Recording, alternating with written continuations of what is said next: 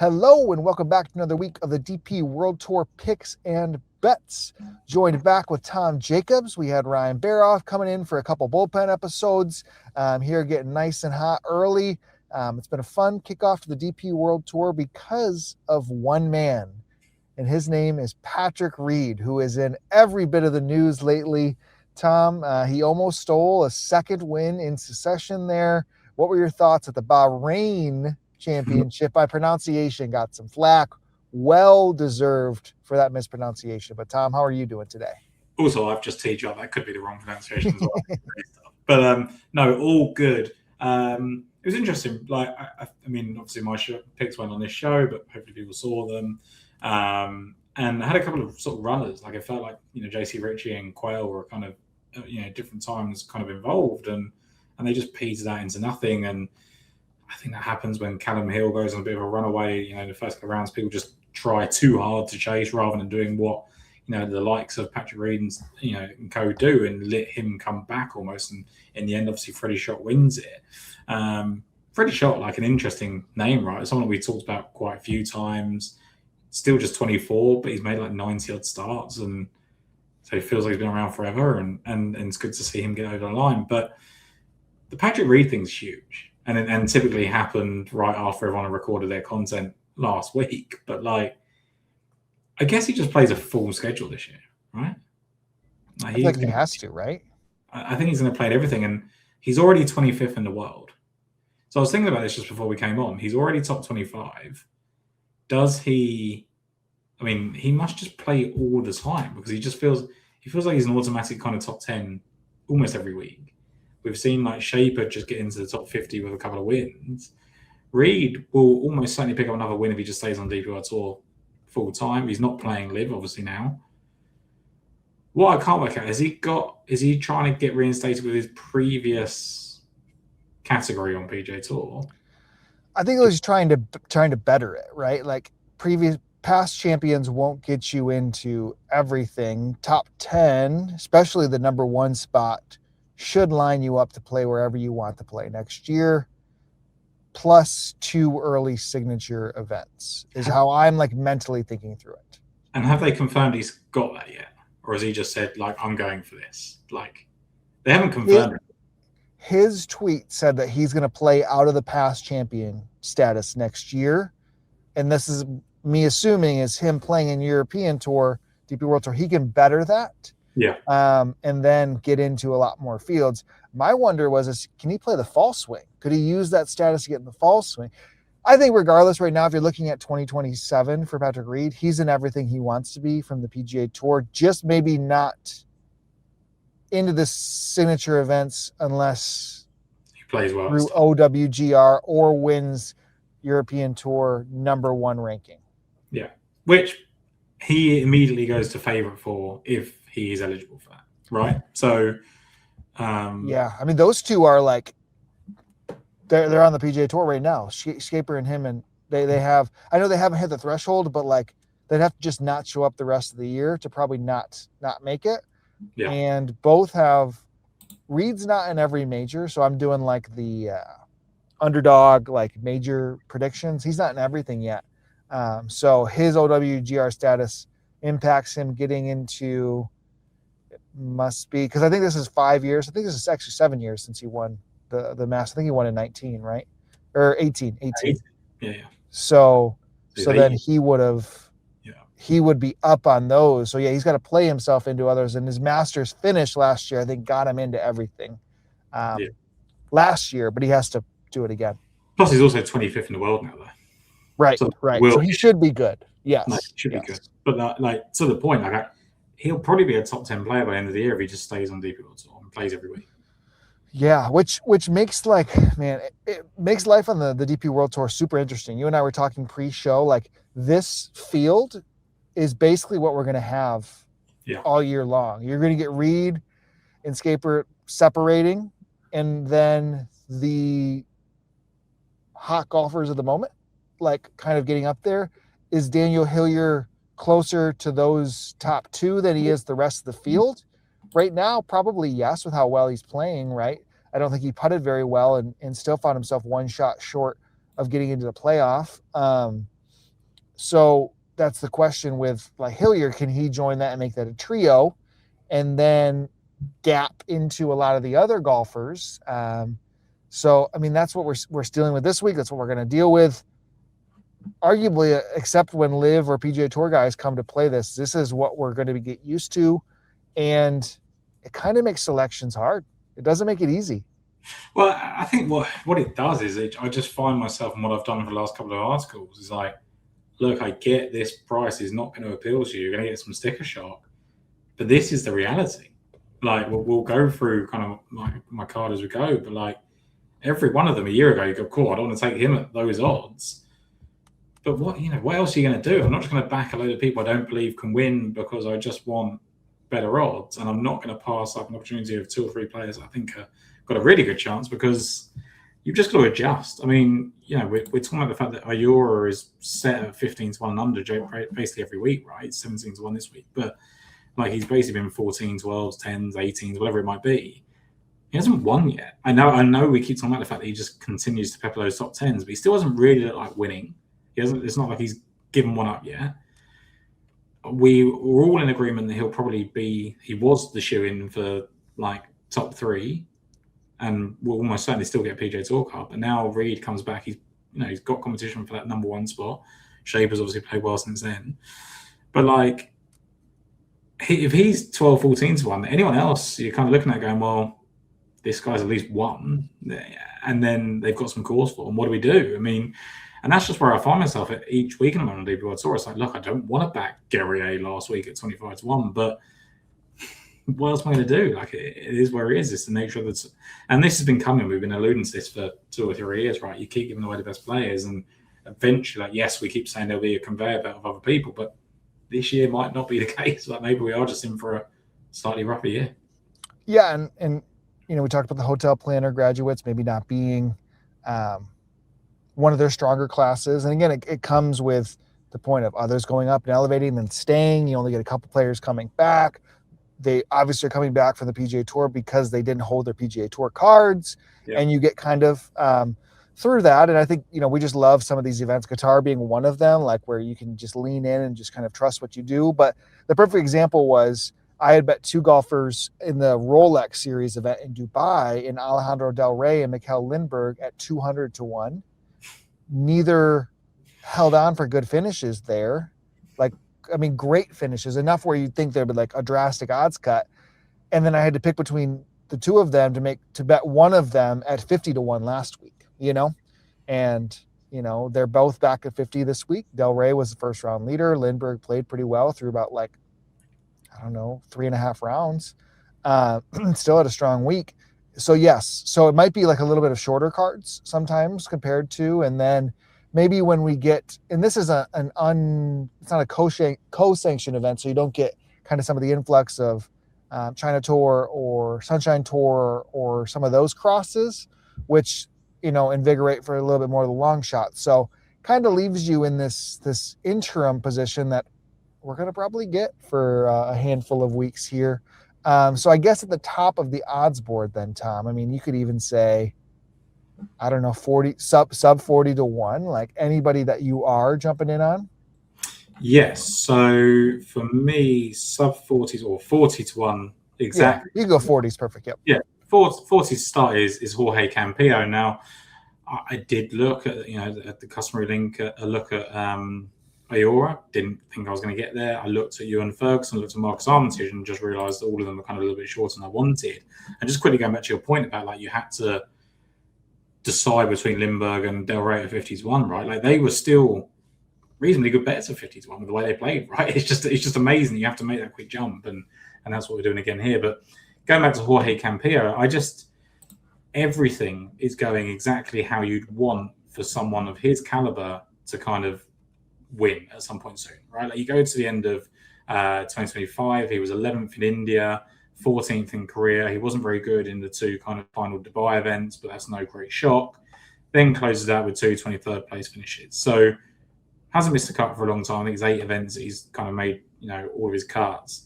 And then just to kick off 2026, he was 19th at the Dubai Desert Classic and then 16th last week. Both times, Sky, as we like to kind of look at, He was 7th going into the final round of the Dubai Desert Classic, and then 6th going in the final round last week in Bahrain. So both times he's kind of been there or thereabouts, right? Like, I didn't feel like he was ever really the kind of closest challenger or anything like that, but he's been someone to think about.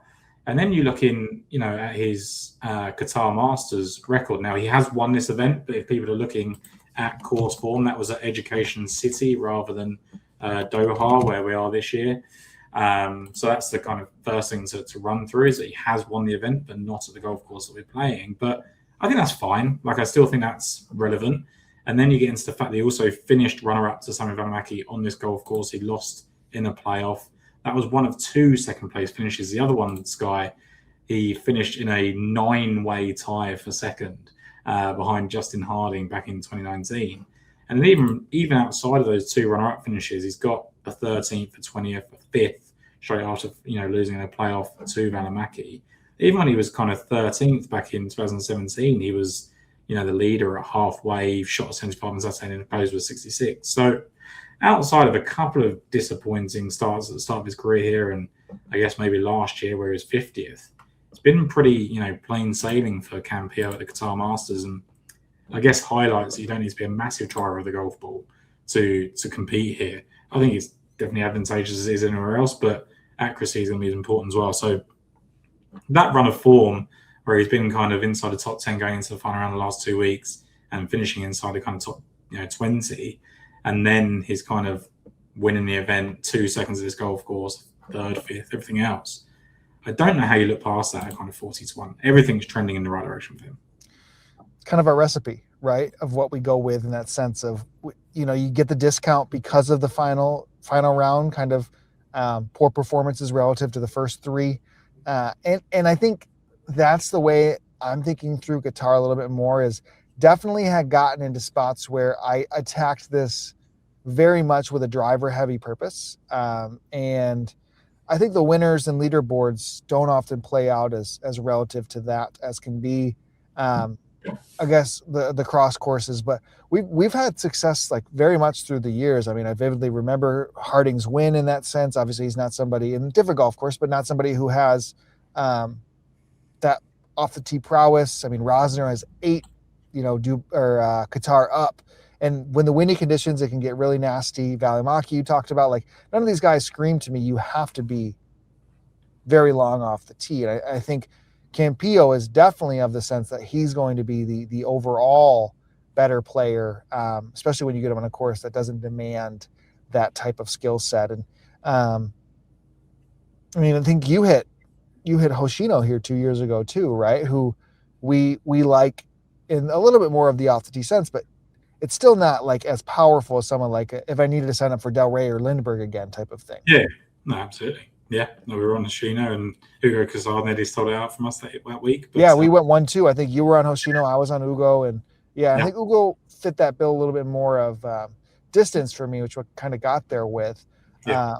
But okay, so that's top of the board. Was there any other golfers? Like, I mean, of course, I think Del Rey and Lindbergh, they looked amazing again in the off the tee specific category. So the one that I want to start with, and this is probably a golfer we talked about, I think two weeks ago, in regards to like he could easily be in the better tier, and probably like they don't know where to price him in regards to performance versus profile.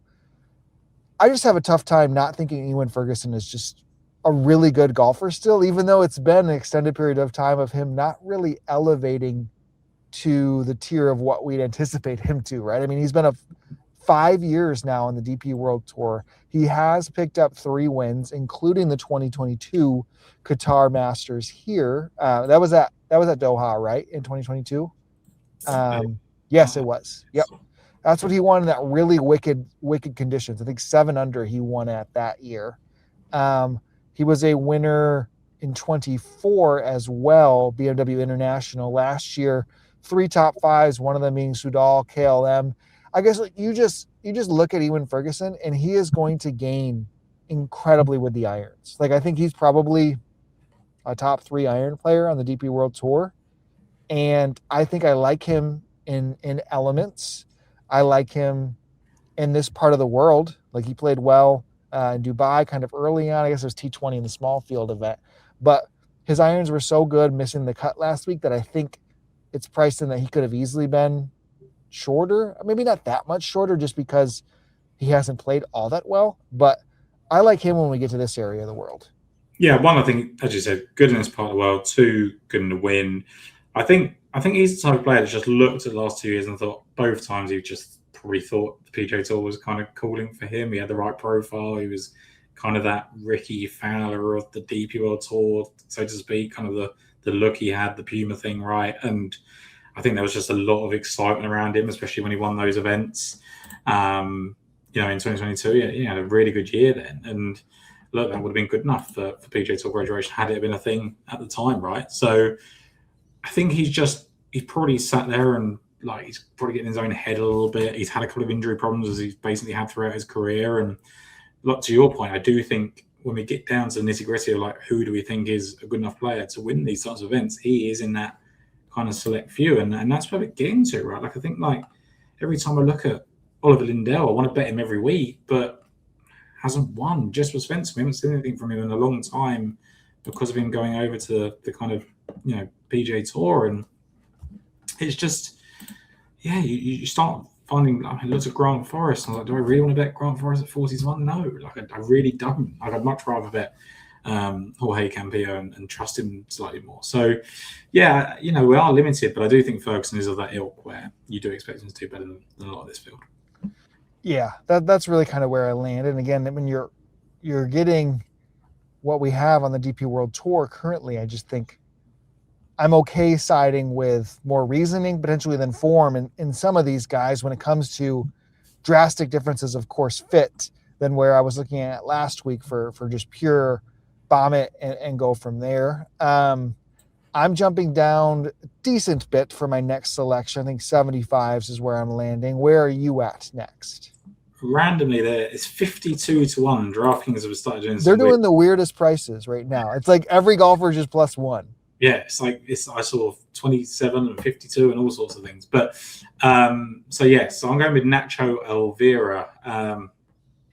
Very, very similar to the case for Jorge and Campillo, right? They both absolutely love this golf course. Now, he was in one of those 9 runner-up positions behind Justin Harding in 2019. He's also had 3rd, 6th, 13th, and 25th place finishes at this golf course as well. He was also the 36th hole leader in 2017. That was when he finished 6th. So, you look at that, and his 3 most recent starts here: 3rd, 13th, 25th. It's just an incredible run.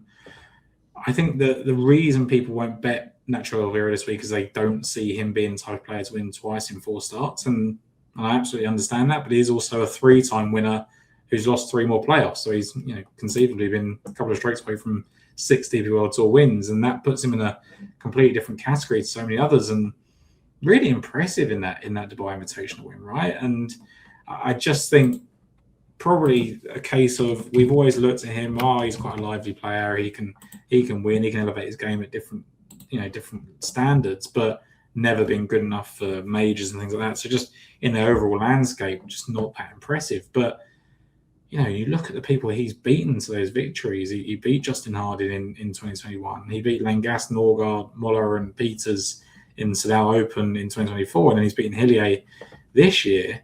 When you start talking about who he's lost to, it's not as great with Scott Hend, but he's also lost to Rasmus Højgaard and John Hong Wang, who was really good at the time. So, I just think when we get into limited abilities and bank of history, I start to look at people like Elvira and think, actually, we've got to elevate this guy at this level now. And he had his miscut after his win. That happens quite often for a player of his stature.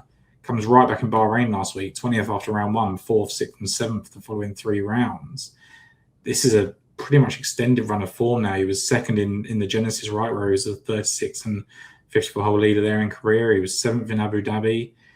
He wasn't great for a 3-event stretch between kind of the DP World Tour and the Alfred Dunhill, but just kicked on again in 2026. And look, he's, was he 40 nearly, 38? But that's where we're at with the DP World Tour, and I'm really happy to have him on board at 52-1. I think it's a price purely that, if anyone else, had he finished second behind Tommy Fleetwood in Dubai Invitational, he'd be shorter. Like, that's the ridiculous nature of it. People just don't think he can go again, and I get it. And Laura of Averages say that he won't, but I'll take the odds and hope he does, because worse players than Elvira have won twice in that span. Oh, for sure. And like, he seems to care. Like, that was like a huge emotional like win for him. Talked about like how like this is what he's tried to achieve like in his career, was like that big of a win. Having his kids talk like that was magical for him. So yeah, a bit of like free riding the rest of the year, maybe playing like a little bit just, more loose.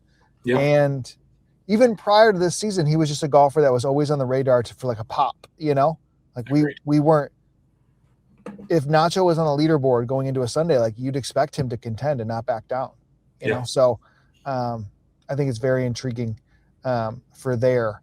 For me, a golfer at 75-1 that it's been a long time since I've played this golfer, and just in regards to like trusting more of who he is, I guess, in this second coming of like his basic career, right, is Andrea Pavon. Like, you think of the collapse and then rediscovery of himself, right? I mean, 2018 and into early 2019, two-time winner, back-to-back years there before develops the yips off the tee and just falls off the map from 2020 to 2022, and then finds himself in on the Challenge Tour at the time, Hotel Planner in 23, getting a win, back to the DP World Tour, multiple top fives, last year multiple top tens, and then this year steady Eddie out the gates.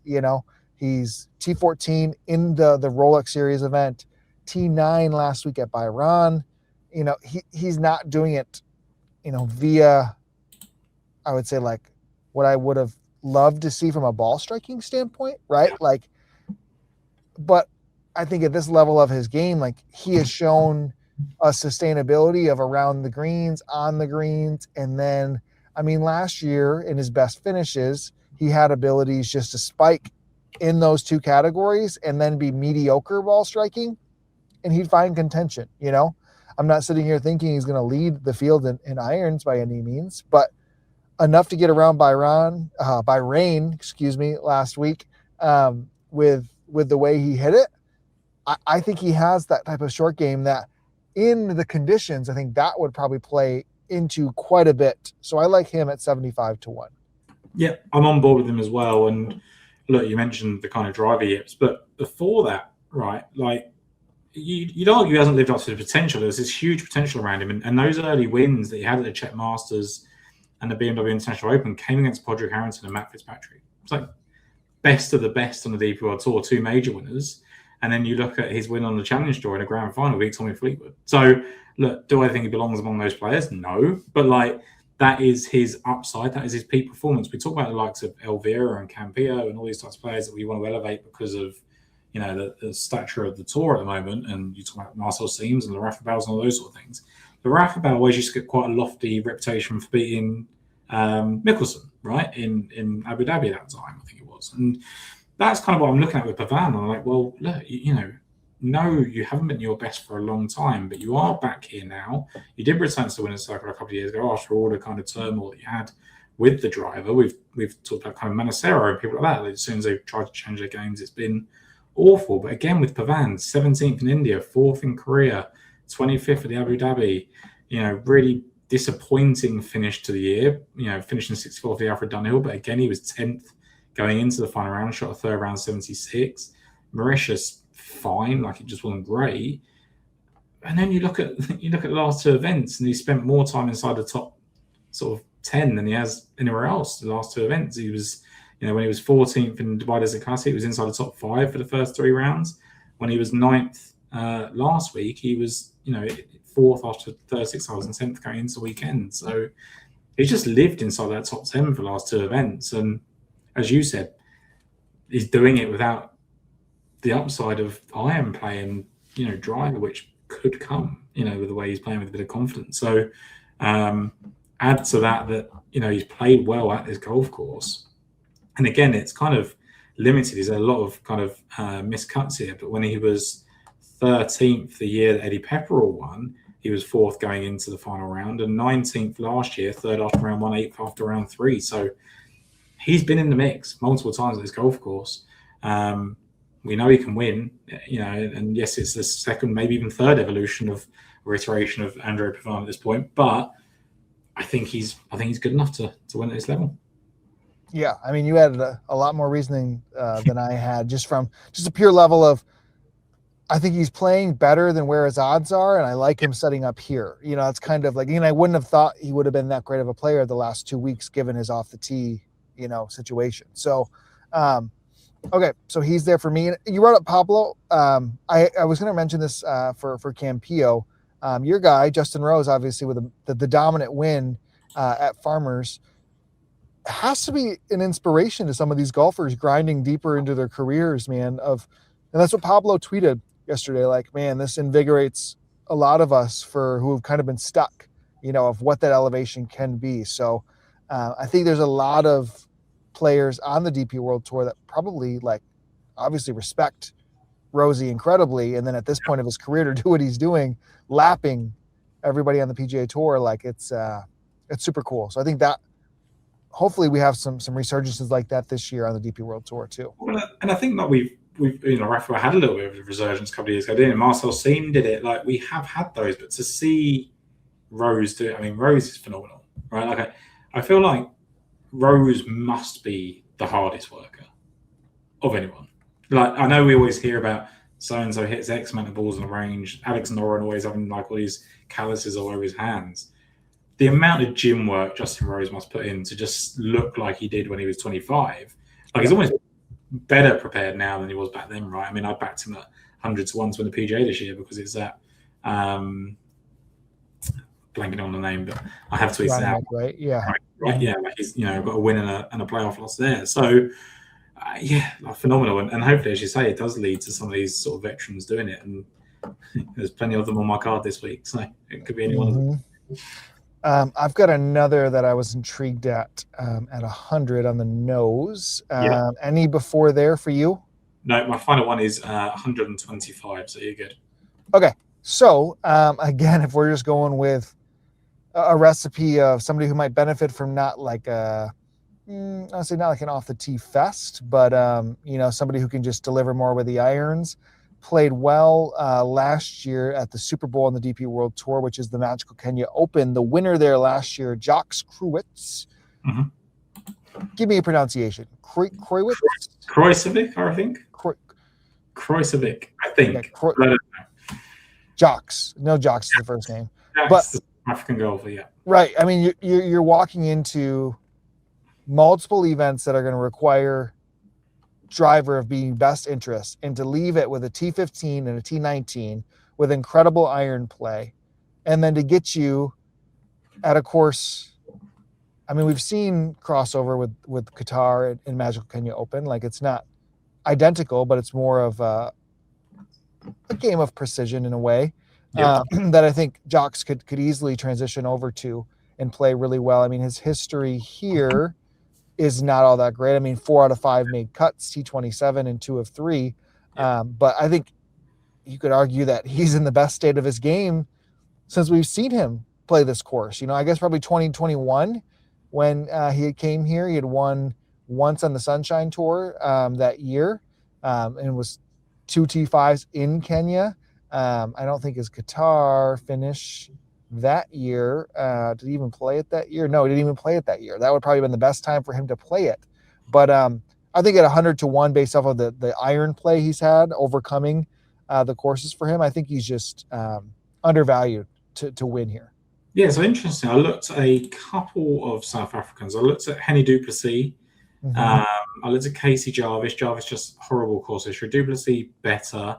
Looked at Stone as well. And then Kruijswijk I did look at because South Africans have an incredible history in this event. You go back to 2003 when Darren Fickhart beat James Kingston. That was where it kind of started. But Ernie Els, 2005, Retief Goose in 2007. Now again, they'd be two of the better players on the tour, so it makes sense. Louis Oosthuizen in the same case in 2009, but George Coetzee, runner-up in 2013.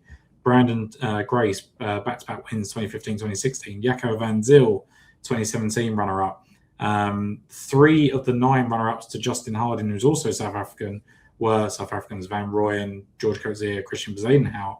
2021, Darren Fickhart again, runner-up. South Africans have a really rich history in Qatar. I think a lot of them probably play a lot of golf out here, maybe go over there over the winter.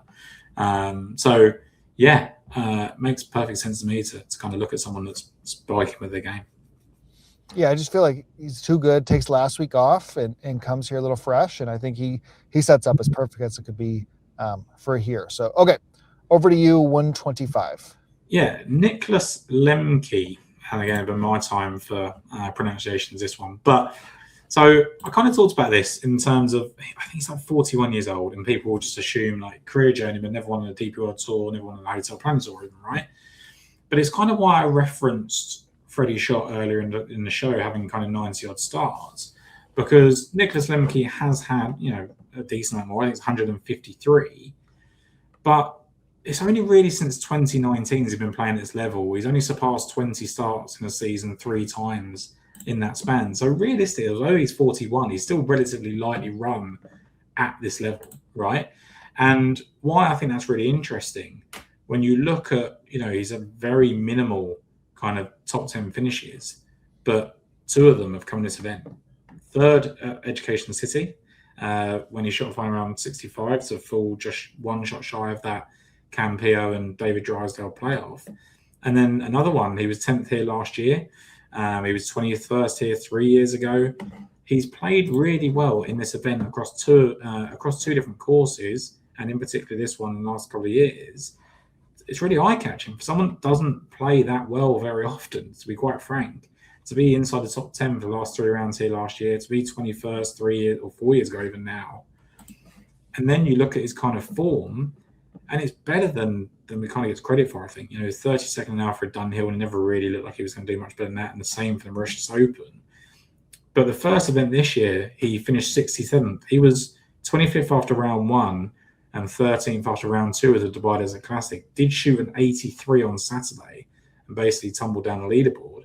But then last week, he was 5th after round 1 in Bahrain, shot the second round 75, again to play his way out of it, but then finished 68, 69. There's obviously something there in his game currently that suggests he's kind of on the right track.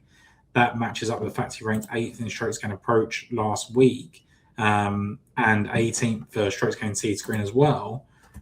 It looks like he's kind of one sort of round away over the last few events, and he's now playing what looks like his favourite place on tour, or at least the part of the world, right, in the Middle East. So I really like the look of Lemke at 125 to 1. I think it points to the state of the game that we're in, that like he's not 400 to 1 like he probably would have been like 2 or 3 years ago.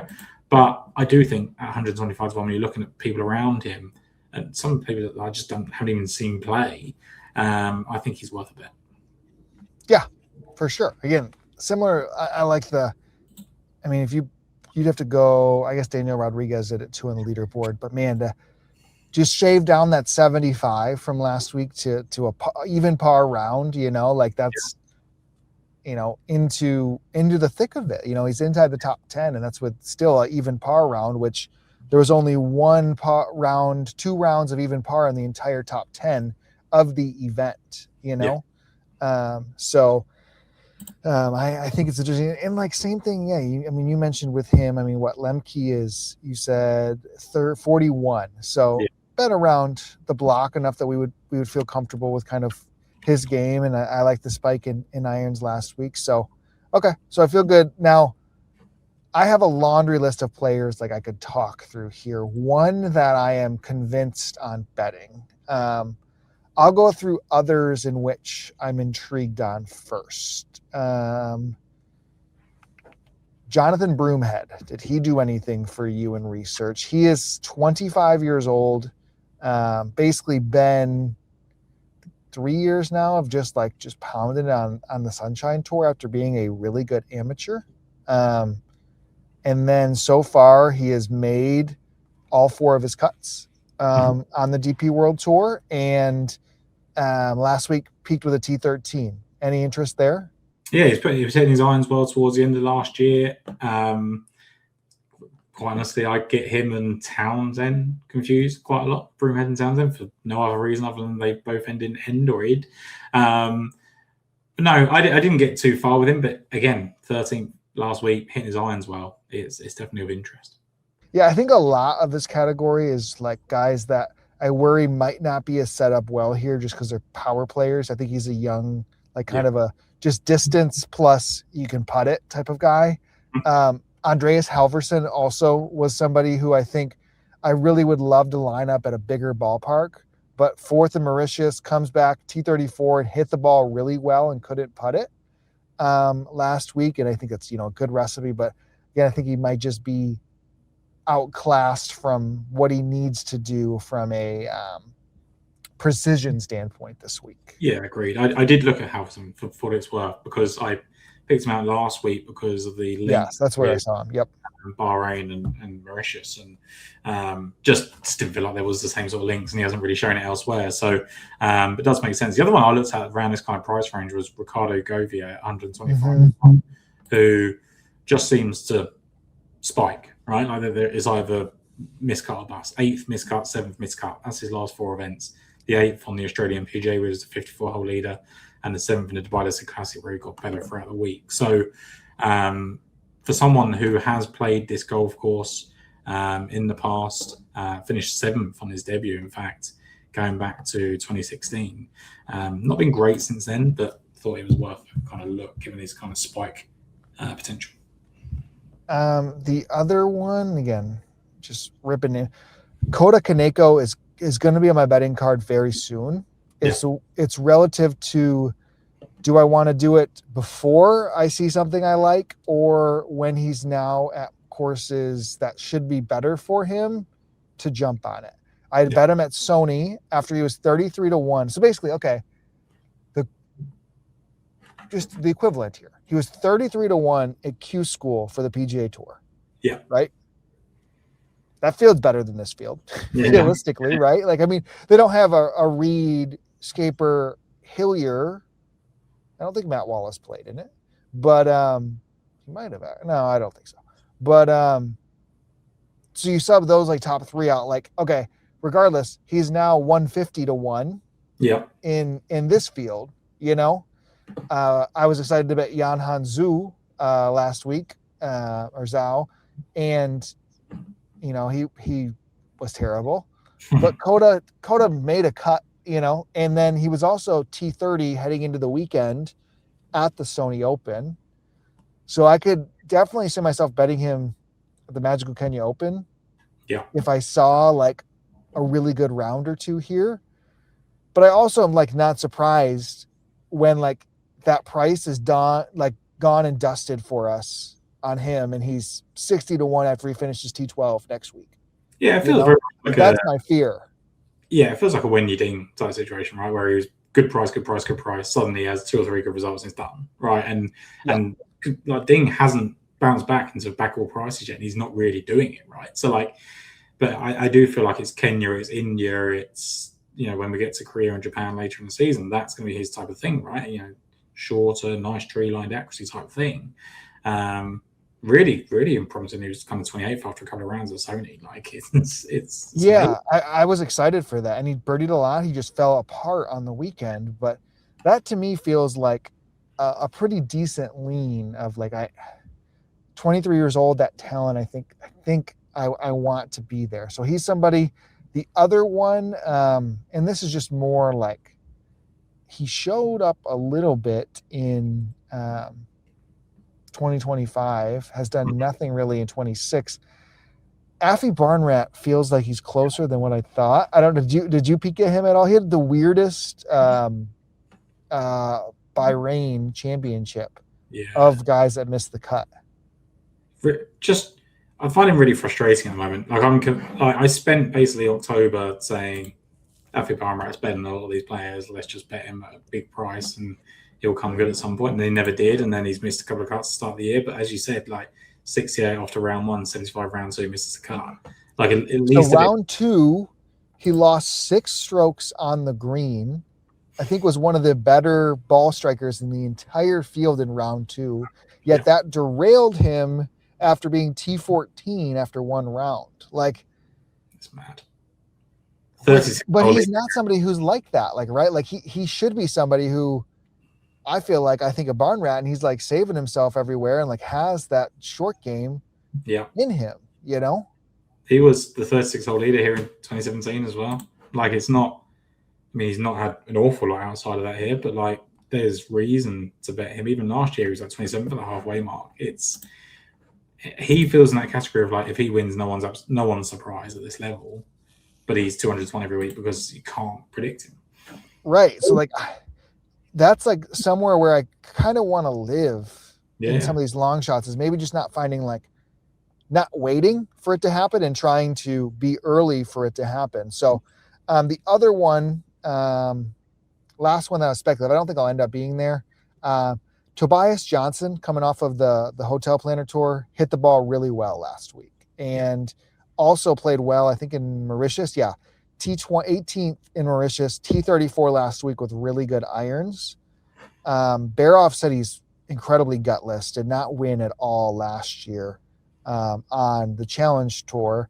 My pushback to him being gutless is he was not a Hotel Planner card member until May 11th, where he basically did it in, I don't know, 6 less starts than everybody else. Yeah. So you got to be a good golfer to be able to pull that. So I think again, I don't know his game well enough. Last week he was positive. He's been positive on the accuracy the last 2 weeks, marginal with distance, and really good iron play. Let me see if I can get his greens in regulation from Mauritius. Let's see if we have that. Because if he hit the ball, I'm just trying to get an idea of like who he is, you know? Yeah. Because I'm not overly like, he's like the only one so far, like the Challenge Tour graduates, that I'm like at least digging into. He was 26 at greens in regulation there, 25th last week. Putted it really well in Mauritius, it looks like. I don't know, like he's close. But then do you like think that pop happens versus the like Alfie Barn Rat? And like where like Alfie, like on Sunday, I feel like he could win the golf tournament, you know? I just think there's two at like 750 to 1 that could just pop, right? And like, if I'm, like for a Challenge Tour guys, like I want to see it, or a graduate or a Q school player, I want to see it. Whereas Alfie Barmer, a couple of people that I'll mention in a second, like they could just do whatever. I think that's the difference. And like you talk about not wanting to wait for people, like I think Rafa Guerrero is a great example. Like he's suddenly started playing consistently. Well, again, that is something Alfie Barmer would do. He's that type of player, right? Yeah. So I think at 201, it makes all the sense in the world for him. Okay, I'm going to give a shout out to our audio listeners. You can find us on Daily Fantasy Sports Picks and Bets, The Mix, available across all podcast platforms. Super appreciative of the support. Goes a long way. Leaving the comments. We try to go back and circle and answer any questions you may have in there. You can also find Tom at Twitter at TomJacobs93. You can find myself at Hoak DFS. Again, just love the loyalty that we have with the DP World Tour followers. I mean, it's been a long time that Tom and I have done this show, and so many listeners continue to reach out. And we're just appreciative of what you guys give to us, especially when, you know, the trenches of the DP World Tour right now, some of our favorite events. So definitely love getting to interact with so many people that enjoy just being a golf sicko like we are. So Tom, I told you pre-show I had one long shot for you that is going to go on your card. I can guarantee it's going on your card. Is it? You want to have a shot at it? Is it in the 750s range? Is it? It's not that deep. Nope. I swear yesterday it was. Somebody might have gave a little sniff out of this. I normally blame Baroff on that, but he didn't even bet him this week. I would have a guess at Cameron Adam, but I don't know. Nope, that's a good guess though. But this is better. This is more touching into like your nostalgia of things. Nice. Okay, what if I told you there is a golfer who has won 3 of his last 5 starts? Actually, let's say 3 of his last 6. 3 of his last 6. Okay? Yeah. A winner at Doha Golf Club. And I know found relevancy late into the DP World Tour last year for the first time in ages. Is it a man that's been desperately trying to get himself onto the Live Golf Tour? Yes, and one of those events in the middle showed that he did not qualify the Live Golf promotions. He shares his name with a favourite Nottingham Forest footballer, which will mean nothing to you. Is it Chris Wood? It's Chris Wood. Yes. Yeah. I mean, so this took me like deep into the Minotaur research because I couldn't like figure it out. They played 2 events in a 7-day span, I think. So he won the first at the same course. So he won the first one. He had won Minotaur Q School in early or mid-November. Then he went T7 win on the Minotaur, did not get through Live Golf qualifying, and then last week went win T15 here. So, I mean, again, a long period of irrelevance on the DP World Tour after being one of the better players, kind of, you know, Right to go, right? T7 in Turkey last year, T20 at the Danish Golf Championship. One of those events, like top 3 going into Sunday, right? Like, didn't he have like a real chance to win? Was that the Danish one where he fell back, right? I think he was definitely out there with Turkey as well. Like, I'm pretty sure he was in the mix. Yeah, like a lot of people rooting for him like to win a golf tournament. Like that was in 2025, you know? So 500 to 1, I think 490 is the best price. Showing up to, again, an event that like he has history and has played well. Now, again, that is over a decade ago, you know, but you don't get much feeder form with a golfer of this ceiling in his career kind of under the radar like it is. So Chris Wood for me, rounding it out. So 1, yes, I will have him on my card because I was close to this morning myself. But 2, he's one of my favorite case studies, and I'll come on to another one in a second, in the sense of just like, if they're fit, they can probably just play well whenever. Like, his only injury really holding him back. It's not like he's lost a certain aspect of his game. He's lost areas of his game because he can't move correctly or whatever it might be, right? And you can't just go, oh, well, he's not fit, but this week he is. You don't know because you don't know how his body's going to hold up. If you go and win a couple of your last starts on the Minotaur, you're probably playing okay. Now, I don't even know how many rounds there are on the Minotaur because I don't even follow it, right? 54 holes, I figured out. There you go. So there's 54 holes. So he's playing 3 rounds as it is. If he gets through 2 rounds, he's playing well. Like, you suddenly do think he's got a shot, right? So I absolutely love it. And I think a lot of these same things apply to Justin Harding, right? Like, we've already mentioned him a million times now on this, talking about everybody else. But he has, you know, won at this golf course. He finished 5th the following year in his title defense. Okay, he's missed the cut in the International Series Qatar, and he missed the cut last year. But again, if you look about, you know, so late performances, he got through the DP World Tour qualifying at the end of 2024. Didn't really do anything with that. Finished 13th at the Nexo last August, 22nd in France. Didn't get through Q School this time around, so we'll just be playing limited starts. But he's one that we know can absolutely do it on any given day, alongside Chris Wood. They might even end up getting paired together for you know, past champions reasons. Yeah. The other one at this massive price, and I didn't even consider how well he played last week when I looked at it, Josh Berry. You know, we talked about Josh Berry a lot last season, right? We kept thinking this big, you know, thing's going to come. We're backing him all sorts of prices. He's 750 to 1. He finished 13th last week, and he finished. Bear off bet him. He said like no brainer. He's on him right away. Like 8th at the Grand Tour final for the Challenge Tour as well. Now he has been poor, like 2 missed cuts in Australia, 2 missed cuts in South Africa. There's no, or you know, in Mauritius. There's no way of getting around that. But to kickstart the year with a 13th last week, you know, that the difficulty is not built on a foundation of ball striking like we want to see. Like, he's, you know, 40th in approach and tee to green, but I don't think he's that type of player either. He's just got the it factor, right? And he's 750 to 1. So completely get why, you know, people would go to him. Yep, for sure. All right, we've talked through a lot. So where's your betting card land then, Tom? Yes. So my final betting card is Jorge Campillo, who is best price at 40 to 1. To be quite frank, go down to 30 to 1, absolutely fine. Nacho Oliveira at that weird 52 to 1 price. Andrea Pavan, the weird 76 to 1 price. Nicholas Lemke at 125 to 1. And then you've obviously twisted my arm with Chris Wood at 490 to 1. Couldn't help myself, Tom, Okay, so I am going with, let me just make sure I have the latest odds for everybody. Starting off, Ewan Ferguson, who is now 48 to 1. Little push out there for him. Andrea Pavan, 74 to 1. Jacques Criswa, who 105, 100 to 1.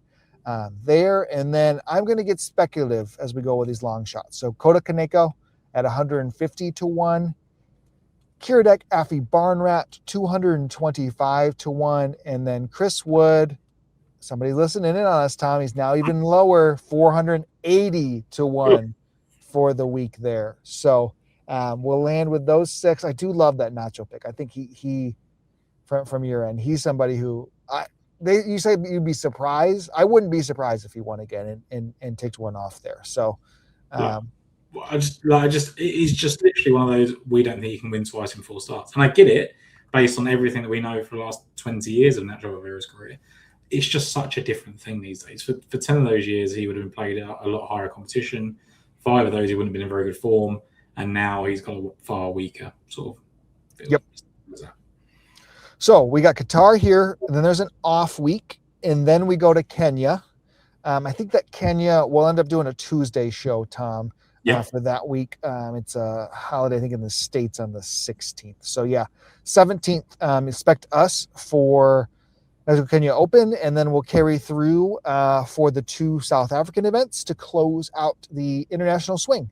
So, I love this event. I love especially those next 3 ones. So let's get some pops from golfers we like to get up there. Specifically you, Guido Migliozzi. You were close to showing me something last week. I would love to be betting you at, let's just say 100 to 1 on the nose for the Magical Kenya Open. Feels perfect. But thank you, Tom. As always, thank you, listeners. We appreciate it all. And then we'll catch you for the Magical Kenya Open. So good luck, and hopefully let's hit a winner together. Thanks, guys.